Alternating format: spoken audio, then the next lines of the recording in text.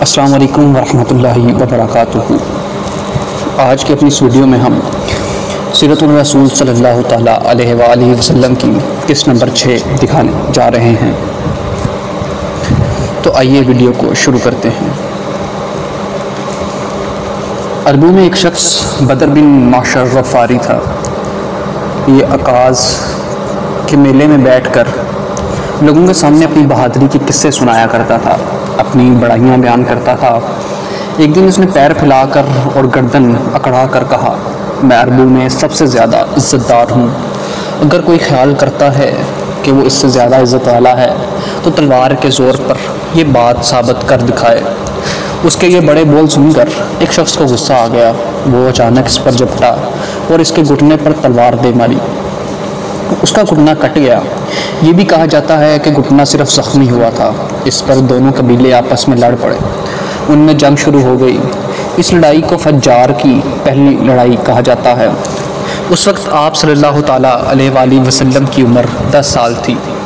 فجار کی ایک اور لڑائی بنو عمر کی ایک عورت کی وجہ سے ہوئی۔ اس میں بنو عمر بنو کنانہ سے لڑے کیونکہ کنانہ کے ایک نوجوان نے اس کے قبیلے کی کسی عورت کو چھیڑا تھا۔ فجار کی تیسری لڑائی بھی بنو عامر اور بنو کنانہ کے درمیان ہوئی۔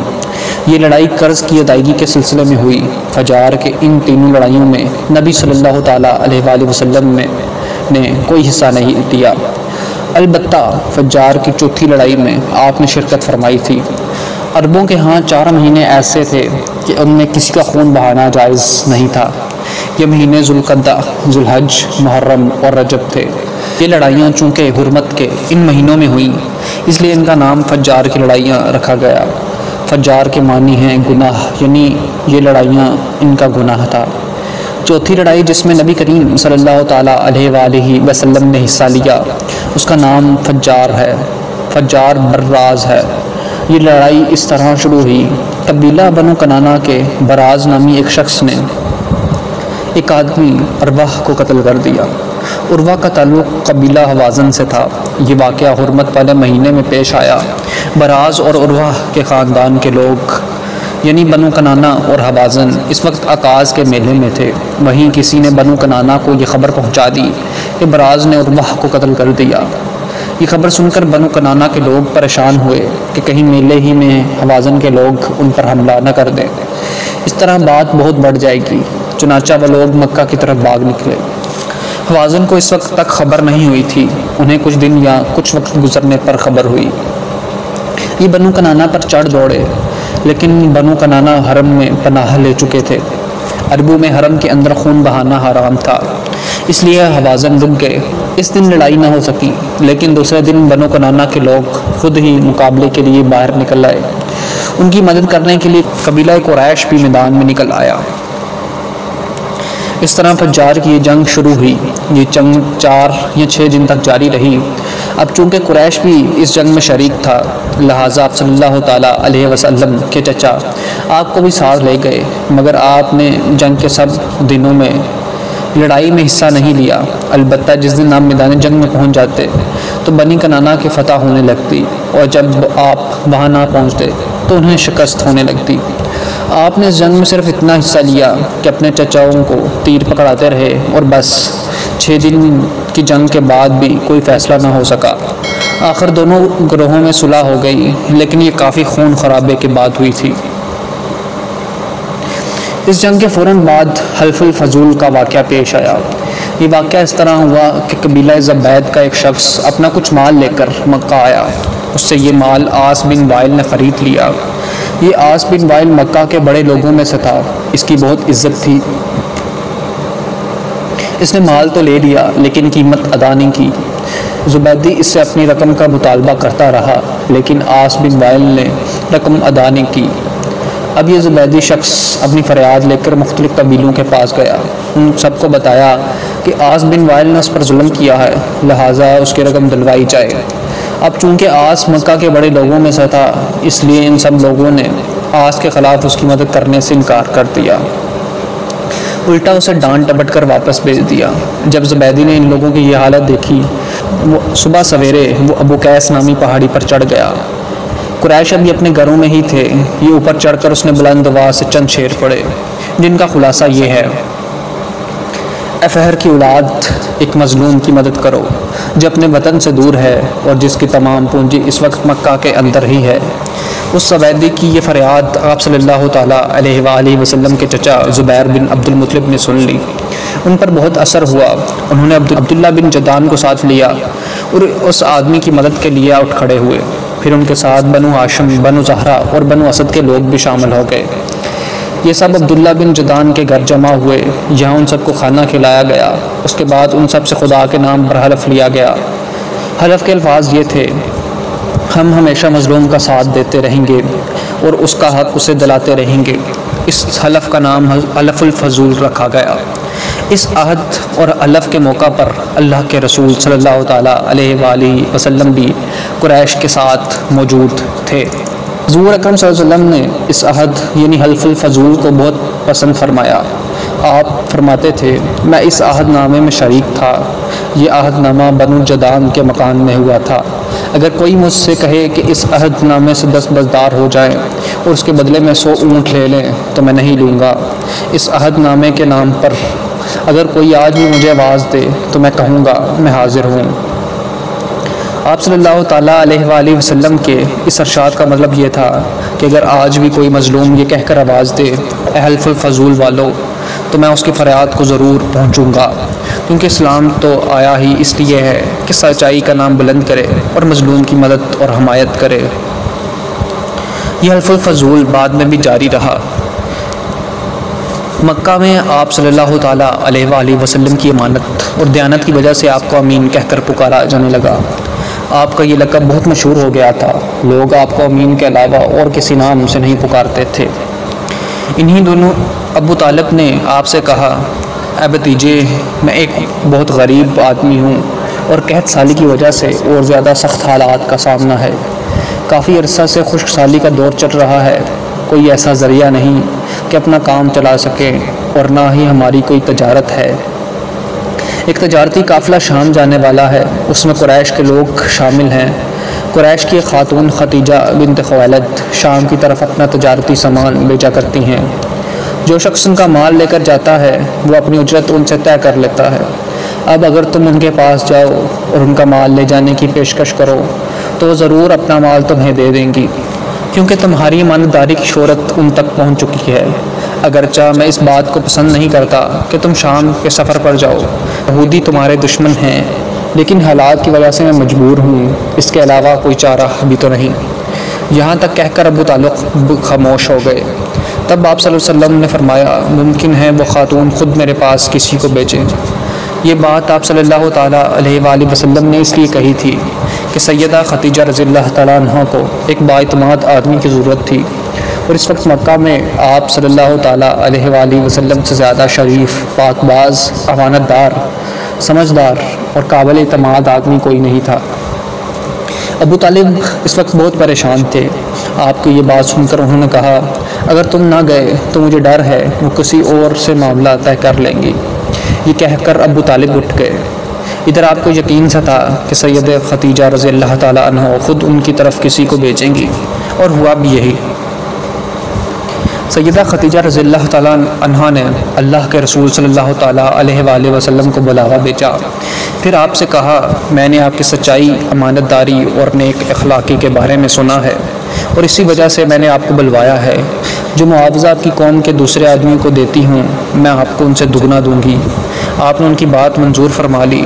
پھر آپ اپنے چچا ابو طالب سے ملے، انہیں یہ بات بتائی۔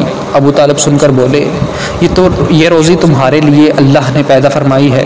اس کے بعد آپ صلی اللہ تعالیٰ علیہ وآلہ وسلم سامان تجارت لے کر شام کی طرف روانہ ہوئے۔ سیدہ ختیجہ رضی اللہ تعالیٰ عنہ کے غلام میسرہ آپ کے ساتھ تھا۔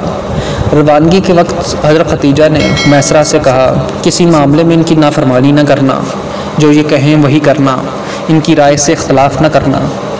آپ کے سب چاچاؤں نے قافلے والوں سے آپ کی خبر گیری رکھنے کی درخواست کی۔ اسی کی وجہ یہ بھی تھی کہ ذمہ داری کے لحاظ سے آپ صلی اللہ تعالیٰ علیہ وآلہ وسلم کا پہلا تجارتی سفر تھا، گویا آپ اس کام میں بالکل نئے تھے۔ ادھر آپ روانہ ہوئے، ادھر آپ صلی اللہ تعالیٰ علیہ وآلہ وسلم کا معجزہ شروع ہو گیا۔ ایک بدلی نے آپ کے اوپر سایہ کر لیا، آپ کے ساتھ ساتھ چلنے لگی۔ جب آپ شام پہنچے تو بصرہ شہر کے بازار میں ایک درخت کے سائے میں اترے۔ ایک عیسائی راہب نستورہ کی خانقاہ کے سامنے تھا۔ اس راہب نے میسرہ کو دیکھا تو خانقاہ سے نکل آیا۔ اس وقت اس نے آپ صلی اللہ تعالیٰ علیہ وآلہ وسلم کو دیکھا، آپ درخت کے نیچے ٹھہرے ہوئے تھے۔ اس نے میسرہ سے پوچھا، یہ شخص کون ہے جو اس درخت کے نیچے موجود ہے؟ میسرہ نے کہا، یہ ایک قریشی شخص ہے، حرم والوں میں سے ہے۔ یہ سن کر راہب نے کہا، اس درخت کے نیچے نبی کے سوا کبھی کوئی آدمی نہیں بیٹھا۔ مطلب یہ تھا کہ اس درخت کے نیچے آج تک کوئی شخص نہیں بیٹھا۔ اللہ تعالیٰ نے اس درخت کو ہمیشہ اس سے بچایا ہے کہ اس کے نیچے نبی کے سوا کوئی دوسرا شخص بیٹھے۔ اس کے بعد اس نے میسرہ سے پوچھا کہ ان کی آنکھوں میں سرخی ہے؟ میسرہ نے جواب دیا، ہاں بالکل ہے، اور یہ سرخی ان کی آنکھوں میں مستقل رہتی ہے۔ اب نستورہ نے کہا، یہ وہی ہیں۔ میسرہ نے حیران ہو کر اس کی طرف دیکھا اور بولے، کیا مطلب یہ وہی ہیں؟ نستورہ نے کہا، یہ آخری پیغمبر ہے۔ کاش میں وہ زمانہ پا سکتا جب انہیں ظہور کا حکم ملے گا، یعنی جب انہیں نبوت ملے گی۔ اس کے بعد وہ چپکے سے آپ صلی اللہ تعالیٰ علیہ وآلہ وسلم کے پاس پہنچے۔ پہلے تو اس نے آپ کے سر کو بوسہ دیا، پھر آپ کے قدموں کو بوسہ دیا اور بولا، میں آپ پر ایمان لاتا ہوں اور گواہی دیتا ہوں کہ آپ وہی ہیں جن کا ذکر اللہ تعالیٰ نے تورات میں فرمایا۔ اس کے بعد نستورہ نے کہا، اے محمد، میں نے آپ میں وہ تمام نشانیاں دیکھ لی ہیں جو پرانی کتابوں میں آپ کی نبوت کی علامتوں کے طور پر درج ہے۔ صرف ایک نشانی باقی ہے، اس لیے آپ ذرا اپنے کندھے سے کپڑا ہٹائیں۔ آپ صلی اللہ تعالیٰ علیہ وآلہ وسلم نے اپنے شانہ مبارک سے کپڑا ہٹا دیا۔ تب نستورہ نے وہاں مہر نبوت جب منگاتے دیکھا، وہ فوراً مہر نبوت کو چومنے کے لیے جھک گیا، پھر بولا، میں گواہی دیتا ہوں کہ اللہ تعالیٰ کے سوا کوئی عبادت کے لائق نہیں، اور میں گواہی دیتا ہوں کہ آپ صلی اللہ تعالیٰ علیہ وآلہ وسلم اللہ تعالیٰ کے پیغمبر ہیں۔ آپ کے بارے میں حضرت عیسیٰ ابن مریم علیہ السلام نے خوشخبری دی تھی، اور انہوں نے کہا تھا، میرے بعد اس درخت کے نیچے کوئی نہیں بیٹھے گا سوائے اس پیغمبر کے جو ہاشمی، عربی اور مکی ہوں گے۔ قیامت میں حوض کوثر اور شفاعت والے ہوں گے۔ اس واقعے کے بعد آپ صلی اللہ تعالیٰ علیہ وآلہ وسلم بصرہ کے بازار تشریف لے گئے۔ وہاں آپ نے مال فروخت کیا جو ساتھ لائے تھے اور کچھ چیزیں خریدی۔ اس خرید و فروخت کے دوران ایک شخص نے آپ سے کچھ جھگڑا کیا اور بولا، لات اور عزا کی قسم کھاؤ۔ آپ نے فرمایا، میں نے ان بتوں کے نام پر کبھی قسم نہیں کھائی۔ آپ کا یہ جملہ سن کر وہ شخص چونک اٹھا، شاید وہ گزشتہ آسمانی کتاب کا کوئی عالم تھا اور اس نے آپ کو پہچان لیا تھا۔ چنانچہ بولا، آپ ٹھیک کہتے ہیں۔ اس کے بعد اس نے میسرہ سے علیحدگی میں ملاقات کی۔ کہنے لگے، میسرہ، یہ نبی ہیں، قسم ہے اس ذات کی جس کے ہاتھ میں میری جان ہے، یہ وہی ہے جن کا ذکر ہمارے راہب اپنی کتابوں میں پاتے ہیں۔ میسرہ نے اس کی اس بات کو ذہن نشین کر لیا۔ راستے میں ایک اور واقعہ پیش آیا۔ سیدہ خدیجہ رضی اللہ تعالیٰ عنہ کے 2 اونٹ بہت زیادہ تھک گئے تھے اور چلنے کے قابل نہ رہے۔ ان کی وجہ سے میسرہ قافلے کے پیچھے رہ گیا۔ نبی کریم صلی اللہ تعالیٰ علیہ وآلہ وسلم قافلے کے اگلے حصے میں تھے۔ میسرہ ان اونٹوں کی وجہ سے پریشان ہوا تو دوڑتا ہوا اگلے حصے کی طرف آیا اور اپنی پریشانی کے بارے میں آپ کو بتایا۔ آپ اس کے ساتھ دونوں اونٹوں کے پاس تشریف لائے، ان کی کمر اور پچھلے حصے پر ہاتھ پھیرا، کچھ پڑھ کر دم کیا۔ آپ کا ایسا کرنا تھا کہ اونٹ اسی وقت ٹھیک ہو گئے اور اس قدر تیز چلے کہ قافلے کے اگلے حصے میں پہنچ گئے۔ اب وہ منہ سے آوازیں نکال رہے تھے اور چلنے میں جوش و خروش کا اظہار کر رہے تھے۔ پھر قافلے والوں نے اپنا سامان فروخت کیا۔ اس بار انہیں اتنا نفع ہوا کہ پہلے کبھی نہیں ہوا تھا۔ چنانچہ میسرہ نے آپ سے کہا، اے محمد، ہم سالہ سال سے سیدہ خدیجہ کے لیے تجارت کر رہے ہیں، مگر اتنا زبردست نفع ہمیں کبھی نہیں ہوا جتنا اس بار ہوا ہے۔ آخر قافلہ واپس مکہ کی طرف روانہ ہوا۔ میسرہ نے اس دوران صاف طور پر یہ بات دیکھی کہ جب گرمی کا وقت ہوتا تھا اور نبی کریم صلی اللہ تعالیٰ علیہ وآلہ وسلم اپنے اونٹ پر ہوتے تو فرشتے دھوپ سے بچانے کے لیے آپ پر سایہ کیے رہتے تھے۔ ان تمام باتوں کی وجہ سے میسرہ کے دل میں آپ کی محبت گھر کر گئی اور یوں لگنے لگا جیسے وہ آپ کا غلام ہے۔ آپ صلی اللہ تعالیٰ علیہ وآلہ وسلم دوپہر کے وقت مکہ میں داخل ہوئے۔ آپ باقی قافلے سے پہلے پہنچ گئے۔ آپ سیدھے حضرت خدیجہ رضی اللہ تعالیٰ عنہ کے گھر پہنچے۔ وہ اس وقت چند عورتوں کے ساتھ بیٹھی تھی۔ انہوں نے دور سے آپ کو دیکھ لیا۔ آپ اونٹ پر سوار تھے اور 2 فرشتے آپ پر سایہ کیے ہوئے تھے۔ حضرت خدیجہ نے یہ منظر دوسری عورتوں کو بھی دکھایا۔ وہ سب بہت حیران ہوئی۔ اب آپ نے حضرت خدیجہ رضی اللہ تعالیٰ کو تجارت کے حالات سنائے، منافع کے بارے میں بتایا۔ اس مرتبہ پہلے کی نسبت 2 گنا منافع ہوا تھا۔ حضرت خدیجہ بہت خوش ہوئیں۔ انہوں نے پوچھا میسرہ کہاں ہے؟ آپ نے بتایا وہ ابھی پیچھے ہے۔ یہ سن کر سیدہ نے کہا آپ فوراً اس کے پاس جائیے اور اسے جلد از جلد میرے پاس لائیے۔ آپ واپس روانہ ہوئے۔ حضرت خدیجہ رضی اللہ تعالیٰ عنہ نے دراصل آپ کو اس لیے بھیجا تھا کہ وہ پھر سے وہی منظر دیکھنا چاہتی تھی، جاننا چاہتی تھی کیا اب بھی فرشتے ان پر سایہ کرتے ہیں یا نہیں۔ جو ہی آپ روانہ ہوئے یہ اپنے مکان کے اوپر چڑھ گئی اور وہاں آپ کو دیکھنے لگی۔ آپ کی شان اب بھی وہی نظر آئی۔ اب انہیں یقین ہو گیا کہ ان کی آنکھوں نے دھوکہ نہیں کھایا تھا۔ کچھ دیر بعد آپ صلی اللہ تعالیٰ علیہ وآلہ وسلم میسرہ کے ساتھ ان کے پاس پہنچ گئے۔ حضرت خدیجہ رضی اللہ تعالیٰ عنہ نے میسرہ سے کہا میں نے ان پر 2 فرشتوں کو سایہ کرتے ہوئے دیکھا ہے، کیا تم نے بھی کوئی ایسا منظر دیکھا ہے؟ جواب میں میسرہ نے کہا میں تو یہ منظر اس وقت سے دیکھ رہا ہوں جب قافلہ یہاں سے شام جانے کے لیے روانہ ہوا تھا۔ اس کے بعد میسرہ نے نستورہ سے ملاقات کا حال سنایا۔ دوسرے آدمی نے جو کہا تھا وہ بھی بتایا، پھر اونٹوں والا واقعہ بتایا۔ یہ تمام باتیں سننے کے بعد سیدہ خدیجہ نے آپ کو طے شدہ اجرت سے دگنا دی، جبکہ طے شدہ اجرت پہلے ہی دوسرے لوگوں کی نسبت دگنا تھی۔ ان تمام باتوں سے سیدہ خدیجہ رضی اللہ تعالیٰ عنہ بہت حیران ہوئیں۔ وہ اپنے چچا زاد بھائی ورقہ بن نوفل سے ملیں۔ یہ پچھلی کتابوں کے عالم تھے۔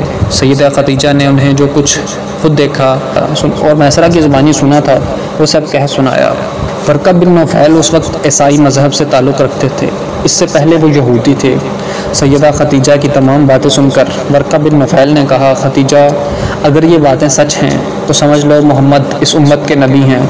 میں یہ بات جان چکا ہوں کہ وہ اس امت کے ہونے والے نبی ہیں۔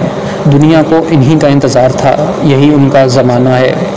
یہاں یہ بات بھی واضح ہو جائے کہ نبی کریم صلی اللہ تعالیٰ علیہ وآلہ وسلم نے سیدہ خدیجہ رضی اللہ تعالیٰ عنہ کے لیے تجارتی سفر صرف ایک بار ہی نہیں کیا، چند سفر اور بھی کیے۔